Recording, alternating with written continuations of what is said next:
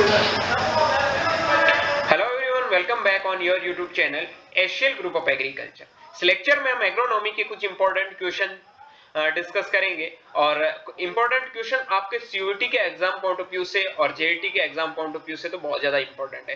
बाकी आप एचएयू, एमपीपीएटी, यूपी केटेट किसी भी एग्जाम की तैयारी कर रहे हो तो एग्रोनॉमी तो आपको हर जगह पूछी जाएगी। ठीक है, आज हमारा लेक्चर नंबर 5 है। अभी तक आपने पिछले लेक्चर नहीं देखे हैं तो पहले पिछले लेक्चर देखे, क्योंकि आपका बेसिक कॉन्सेप्ट है। क्योंकि हम भाई कोई भी क्वेश्चन पढ़ रहे हैं तो एक सीरीज से चलते आ रहे हैं, बेसिक टू हाई लेवल जाएंगे। ठीक है, पहले हमारा बेसिक कॉन्सेप्ट क्लियर होगा तभी हम आगे बढ़ते जा रहे हैं। तो आज जनरल एग्रीकल्चर एग्रोनॉमी के कुछ इंपॉर्टेंट कल हम एग्रोनॉमी के टॉपिक वाइज क्वेश्चन करेंगे। लाइक आपका इरिगेशन हो गया, देन उसके बाद में आपका सीड साइंस हो गया, देन उसके बाद में आपका टीलेज प्रैक्टिसेस हो गया। ठीक है, उसके बाद आपका क्रॉप प्रोडक्शन है, वीड साइंस है, सारी चीजें हम एक एक करके पढ़ेंगे। 25-30 क्वेश्चन आपको हर लेक्चर में मिलेंगे। आपको सीयूईटी के पेपर के बेस पे आपके मतलब क्वेश्चन कैसे आते हैं पेपर में, वो सारी चीजें हैं वो आपको यहाँ पे देखने को मिलेगी। ठीक है, चलिए शुरू करते हैं। पहला क्वेश्चन है आज का, वो है which government initiative aim to increase food grain production bye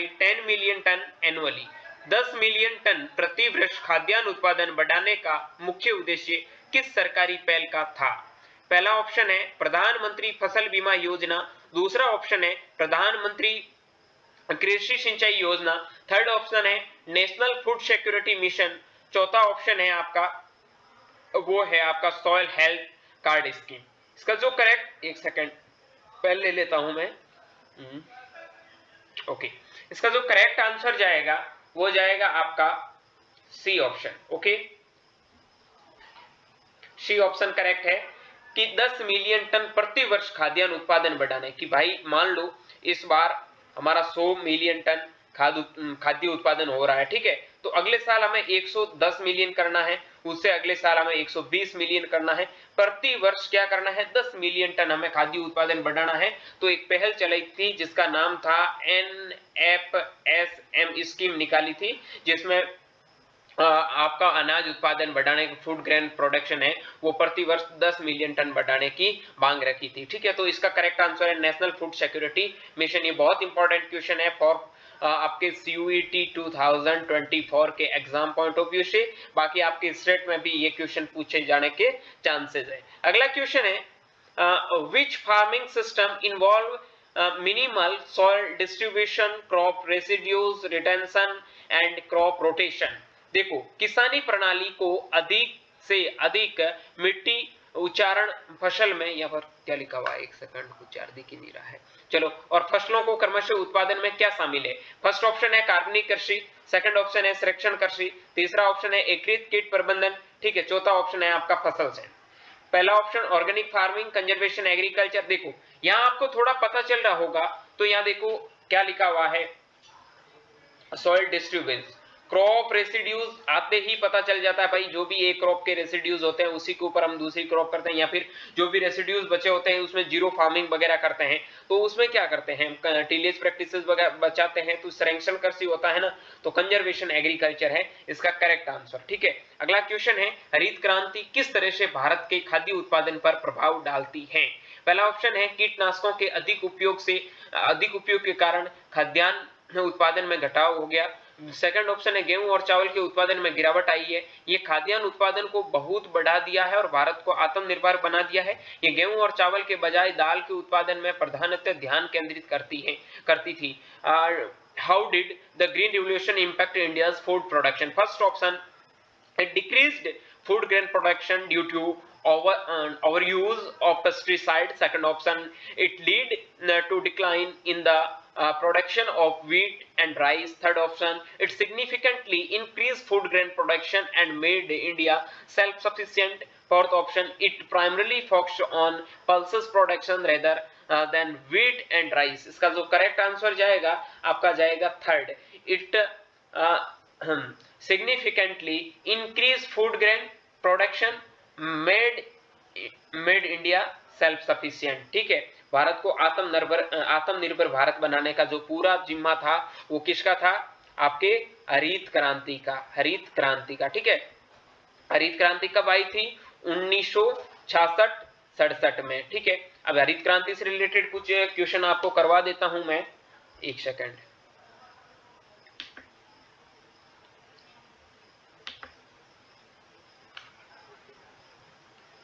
देखो यहाँ पर हरित क्रांति से रिलेटेड कुछ इंपॉर्टेंट क्वेश्चन है, वो मैं आपको करवा देता हूँ। एक सेकंड यार, ये क्या हो गया है, क्रांति से रिलेटेड कुछ इंपॉर्टेंट क्वेश्चन मैं आपको यहाँ पर सॉल्व करवा देता हूँ। आपके एग्जाम पॉइंट ऑफ व्यू से जो इंपॉर्टेंट क्वेश्चन होंगे, क्वेश्चन की जरूरत नहीं, हम यहाँ पर बहुत सारी चीजें साथ साथ में कवर करते जाएंगे, ठीक है। तो पहले मैं आपको बता देता हूँ हरित क्रांति। हरित क्रांति है क्या, आई होप आप सारे जानते होंगे। हरित क्रांति आपका 1966 और 67 में, हाँ, doctor M S Swaminathan, Bharat की बात करूं तो doctor M S Swaminathan ji ने एक पहल चलाई थी, जिनमें उनका मुद्दा था कि चाहे कैसे भी करे इंडिया का प्रोडक्शन इतना बढ़ाना है कि इंडिया है वो आत्मनिर्भर बन जाए, सेल्फ सफिशिएंट देश बन जाए, ठीक है। तो उसके लिए उन्होंने 1966-67 में कुछ इंप्रूव्ड वेराइटियां लगानी शुरू की थी। आपने एक पढ़ा था हाइब्रिड इंप्रूव्ड वेराइटी प्रोग्राम, जो भी 1965 में बना था। उसके बाद में इंप्रूव्ड वेराइटी लगानी शुरू की थी। मेनली इनकी 6 क्रॉप पर ध्यान था, लेकिन इनका जो उस टाइम धान और आपका गेहूं, इन दो फसलों के ऊपर पूरा ध्यान था। इन्हीं के ऊपर पूरा हरित क्रांति का जिम्मा था, और इनका जो प्रोडक्शन था वो बहुत ज्यादा उसी टाइम से बढ़ा था। हरित क्रांति, देखो यहां से इंपॉर्टेंट क्वेश्चन पूछा जाता है कि हरित क्रांति शब्द किसने दिया था, तो उसका आंसर आता है doctor William Gaud. William Gaud, ठीक है। Father of green revolution doctor M S Swaminathan को किस में माना जाता है, भारत में माने जाते हैं, ठीक है। लेकिन जो इंडिया में, सॉरी वर्ल्ड में, या फिर सीधा पूछ ले कि फादर ऑफ ग्रीन रिवॉल्यूशन कौन है, तो आपका है any Borlaug. Any Borlaug, okay done. ये सारी चीजें क्लियर हो गई। अब एक क्वेश्चन पूछता है एवरग्रीन रिवॉल्यूशन। एवरग्रीन रिवॉल्यूशन, इनके फादर है वो भी आपके एम एस स्वामीनाथन है, ठीक है। ये आपका करेक्ट हो गए सारे। अगले क्वेश्चन के ऊपर चलते हैं। तो यहां से सारे क्वेश्चन क्लियर हो जाना चाहिए। Which factor have contribute to the commercialisation of agriculture in India. Bharat में कृषि में व्यवसायीकरण में किस कारकों ने योगदान दिया है। फर्स्ट ऑप्शन है केवल सरकारी नीतियों ने, सेकंड ऑप्शन है केवल प्रौद्योगिकी उन्नति, केवल वित्तीय पहुंच। तो इसके करेक्ट आंसर चारों हैं, क्योंकि गवर्नमेंट पॉलिसी, टेक्नोलॉजी, आपका एडवांसमेंट और एक्सेस टू फाइनेंस ओनली, तीनों चीजें साथ में मिली थी। उसी से भारत का व्यवसायीकरण संभव हुआ था। कृषि में जो भी व्यवसायीकरण का योगदान था, उनमें तीनों की बेहद भूमिका थी, बेहद अहम भूमिका थी। तकनीकी उन्नतियों का कृषि पर कैसा प्रभाव पड़ा है। How have technology advancement impact agriculture in India. First option है वे उत्पादकता और दक्षता को कम कर दिया, वे अधिक फसलों की उत्पादन को बढ़ाया, वे आधुनिक सिंचाई तकनीकियों की पहुंच को सीमित कर दिया, वे किसानों को उच्च उत्पादकता वाली फसल की प्रजातियों में निवेश करने से निरुत्साहित किया था, ठीक है। The have discouraged the farmers from the investing in high yielding crop varieties. Third option है the have restricted access to modern irrigation technique. They have led to the production of surplus crop. और first option है they have decreased productivity and efficiency. इसका answer तो आपको थोड़ा सोचना है, और क्या हो सकता है। जो इसका करेक्ट आंसर जाएगा वो जाएगा second, they have led the production of surplus crops, okay. अगला ऑप्शन है what is the percentage contribution of agriculture to India's gross domestic product, जिसे आप जीडीपी बोलते हैं। क्या बोलते हैं, जीडीपी। 2022-23 के अकॉर्डिंग जीडीपी में भारत में एग्रीकल्चर का कितना योगदान है। तो फर्स्ट ऑप्शन है 18.4%, दूसरा ऑप्शन है 24%, तीसरा ऑप्शन है 40%, चौथा है 142। तो बिल्कुल काट दो, ये भी काट दो, एग्रीकल्चर का पूछा है तो इतना जा नहीं सकता है। अब 24 और 18 की बात है तो यहाँ इतना चढ़ा नहीं था, 20% से ऊपर चढ़ा नहीं, तो फर्स्ट ऑप्शन इसका करेक्ट आंसर है। ठीक है, अगला ऑप्शन है what is the total cultivated area of India. Bharat में कुल कितना कृषि क्षेत्र है, हिंदी में कहे तो भारत का कुल कितना कृषि क्षेत्र है। ठीक है, बस फर्स्ट ऑप्शन है 198 मिलियन हेक्टर, सेकंड ऑप्शन है 41 मिलियन हेक्टर, थर्ड ऑप्शन है 142% total land area, 24% of total land area. तो इसका जो करेक्ट आंसर जाएगा वो जाएगा आपका फर्स्ट आंसर। ठीक है, अगला क्वेश्चन है what is the fertiliser consumption per hectare in India.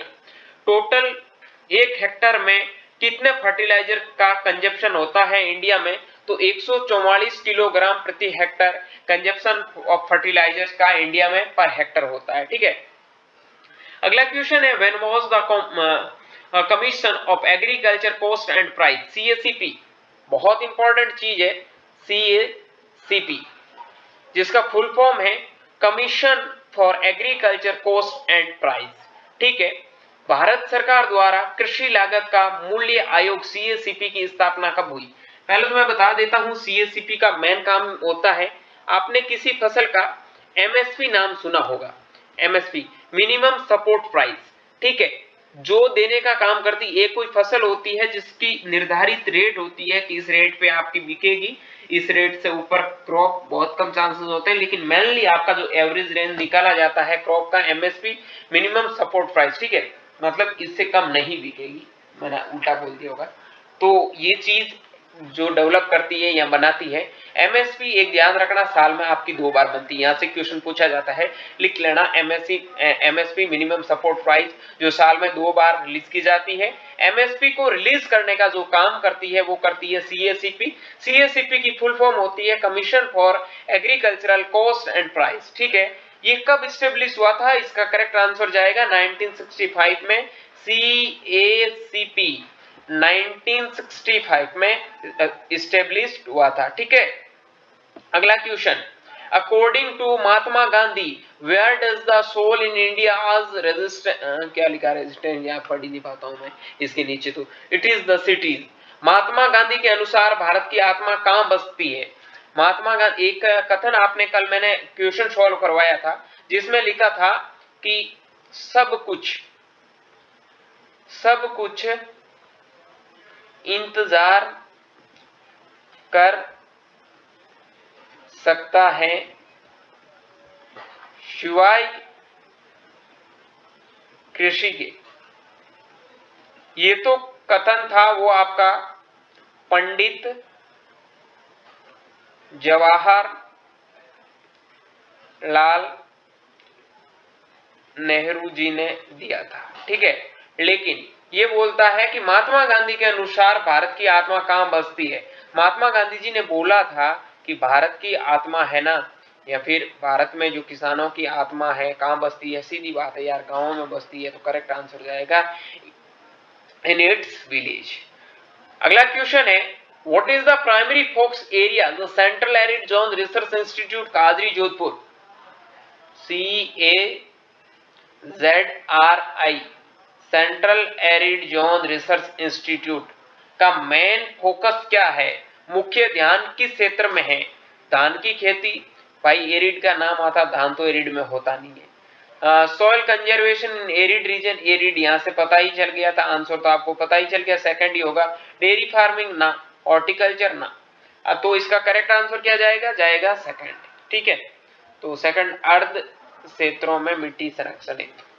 हाँ, थोड़ा और बता देता हूं इसके बारे में। ये आपका जोधपुर राजस्थान में काजरी स्थित है, काजरी से पूछा जाता है, central arid zone research institute.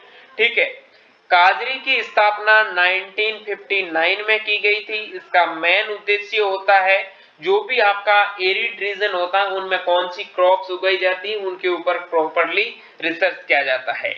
अगला क्वेश्चन है भारत में कृषि सांख्यिकी अनुसंधान किस संस्थान का जिम्मेदारी है। Which institute is responsible for agricultural statistics research in India? सीधी बात है, कहीं देखने की जरूरत नहीं है। पहला मैनेज हैदराबाद पूछ रहा है, तो बिल्कुल गलत है। सेकंड है central institute of agriculture engineering Bhopal ना, Indian agriculture statistics research institute, नाम में भी पता चल रहा है। थोड़ा सा अगर ध्यान देते हो, ये क्वेश्चन मैंने इसलिए डाला क्यों, ताकि यहाँ आपके 4 क्वेश्चन है वो करेक्ट हो जाए।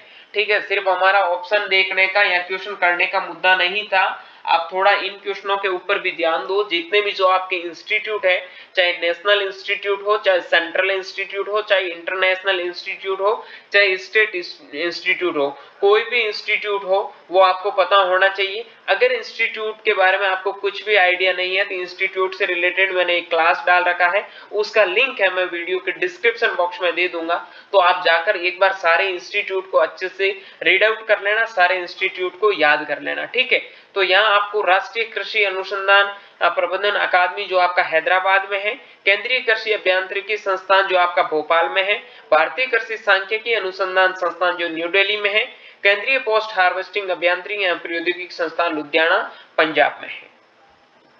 अगला क्वेश्चन है, which institute focus sugar cane research in India? Sugar cane breeding institute Coimbatore. ये 2-3 मैंने क्वेश्चन लिए ताकि आपके जो 10-15 इंपॉर्टेंट इंस्टीट्यूट है वो कवर हो जाए।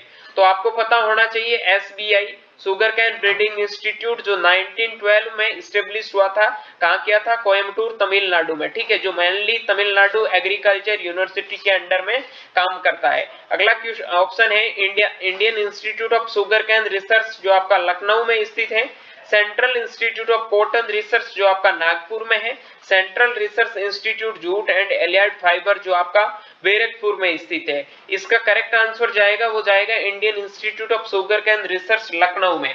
एक चीज ध्यान रखो, sugar can say related 3 institute बता रहा हूं।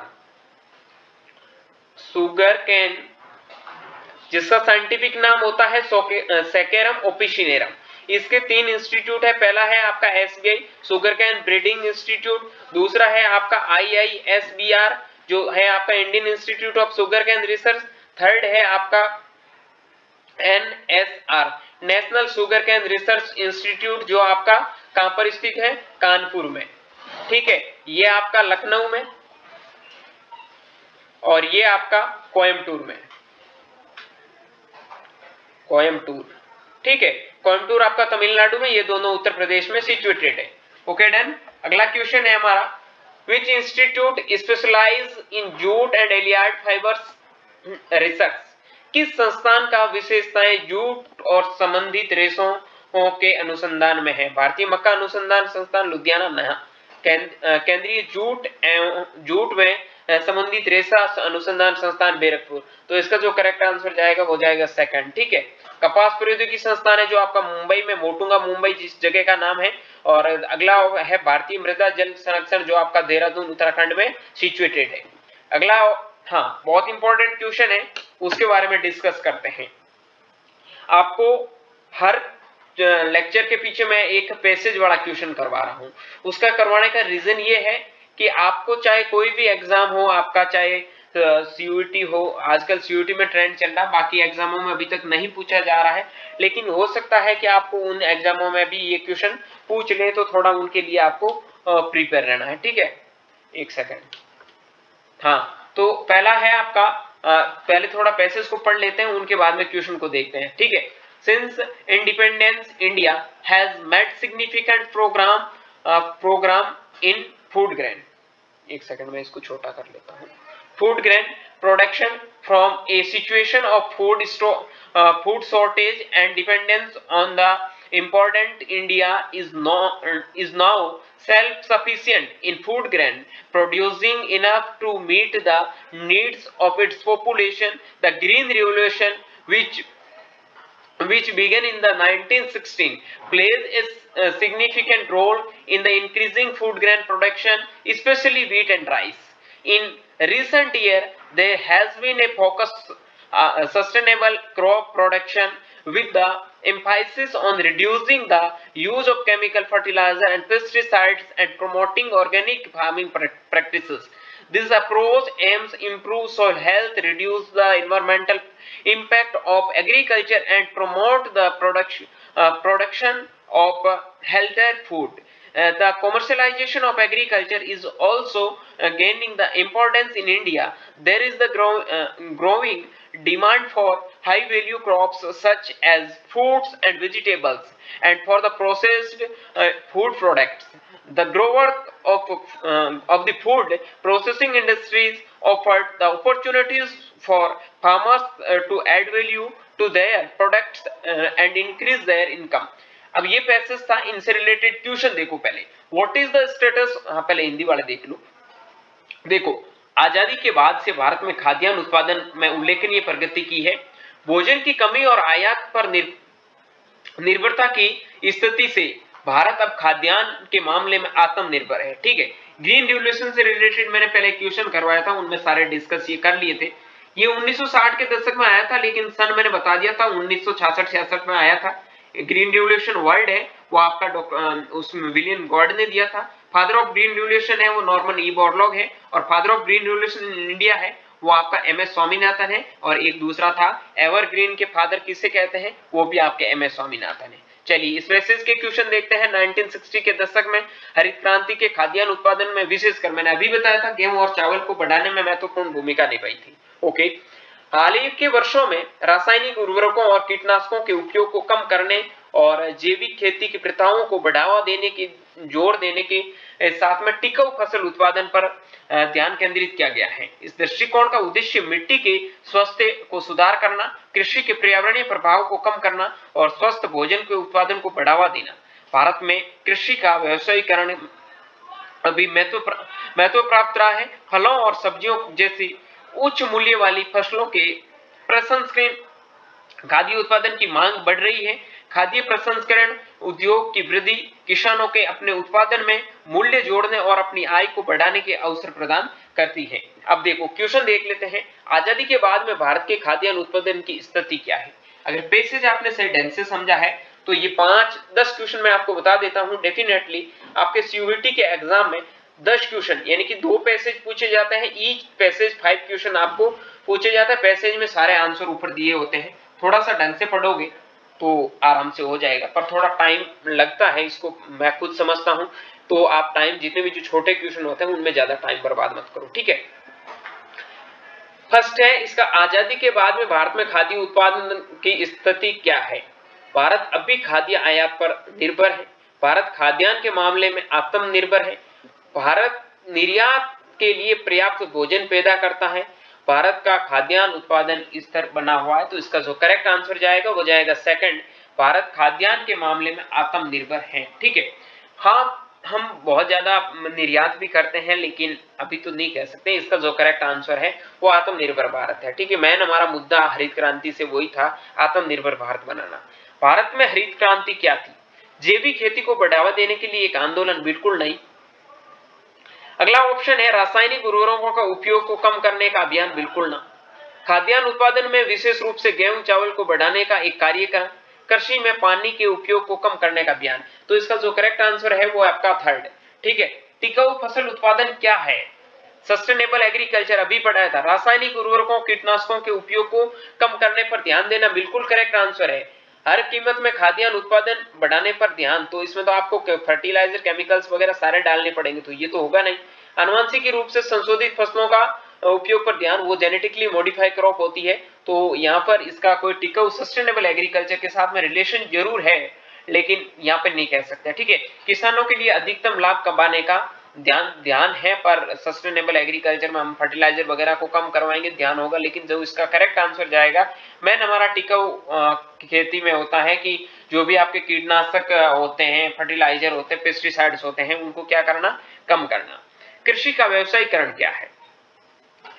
जैविक कृषि पद्धतियों को बढ़ावा देने पर ध्यान, घरेलू उपयोग के लिए भोजन उत्पादन को बढ़ाने पर ध्यान, खाद्य प्रसंस्करण उद्योग के विकास को बढ़ावा देने पर ध्यान, कृषि में पानी का उपयोग कम करने पर ध्यान। तो खाद्य प्रसंस्करण जो प्रोसेसिंग वाली चीजें होती हैं उनके ऊपर ध्यान देना, ताकि आपको आय दुगुनी मिल सके। सपोज दैट मैं इस चीज से आपको समझाना चाहता हूं कि आपका आलू की कीमत कितनी है? 20 रुपए किलो है। ठीक है, आप इसकी प्रोसेसिंग करके क्या बनाते हैं? चिप्स बनाते हैं। आपको एक चिप्स मिलेगी ना, 20 रुपए की चिप्स मिलती है, उसमें कितनी ग्राम? मुश्किल से 50 ग्राम चिप्स आती होगी। ठीक है, अब सोचो 40 रुपए में आपको 100 ग्राम दे रहा है, 400 रुपए में 1 किलो आलू से 400 रुपए आप कमा रहे हैं प्रोसेसिंग के थ्रू, और वैसे कितने कमा रहे हैं 20 रुपए। तो प्रोसेसिंग बहुत इंपॉर्टेंट है, क्योंकि एग्रीकल्चर को अगर एग्रीकल्चर का इकोनॉमिक में बहुत इंपॉर्टेंट रोल निभाना है या एग्रीकल्चर किसानों की आय को दुगुना करना है, तो हमेशा हमें प्रोसेसिंग वाली चीजों के ऊपर ध्यान देना होगा। अब प्रोसेसिंग की किसी भी चीज के ऊपर ध्यान देके देख लीजिए, चाहे 1 केजी आपका दूध था ना, दूध की रेट है आपको पता है कितनी, 50 रुपए प्रति केजी, ठीक है, लेकिन आप उसका मावा बनाते हैं या फिर कोई और प्रोडक्ट बनाते हैं, उसकी रेट कितनी चली जाती है, 250 रुपए तक चली जाती है। तो यही चीज है, जब आप प्रोसेसिंग करोगे तो आपको इनकम है वो ज्यादा मिलेगी। अगला 5वां क्वेश्चन है, टिकाऊ फसल उत्पादन के क्या लाभ हैं? मृदा स्वास्थ्य के सुधार और पर्यावरणीय प्रभाव कम हुआ है, रासायनिक उर्वरकों और कीटनाशकों का बढ़ता उपयोग, खाद्य उत्पादन की कमी में खाद्य कीमतों की वृद्धि और किसानों का मुनाफा बढ़ा। तो देखो, टिकाऊ फसल उत्पादन का लाभ है वो मृदा स्वास्थ्य में सुधार और पर्यावरणीय प्रभाव कम हुआ है, क्योंकि टिकाऊ खेती में हम करते क्या है, पेस्टिसाइड को अवॉइड करते हैं, इंसेक्टिसाइड को अवॉइड करते हैं, ठीक है। तो उससे आपका क्या होता है, सॉइल का स्ट्रक्चर है, सॉइल का हेल्थ है वो अच्छा बनता है। तो इसका करेक्ट आंसर जाएगा वो जाएगा फर्स्ट, ठीक है। आज के जो इंपॉर्टेंट क्वेश्चन थे वो सॉल्व हो गए हैं। मिलते हैं नए लेक्चर के साथ में, तब तक के लिए स्वस्थ रहे, मस्त रहे, देखते रहिए एशियल ग्रुप ऑफ एग्रीकल्चर का YouTube channel. Thank you very much.